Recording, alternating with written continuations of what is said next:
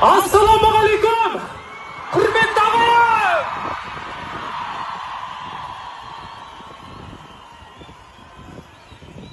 Домбыра мен құдіреттің киесі, Маңғыстаудың маңғаз елі армысыздар.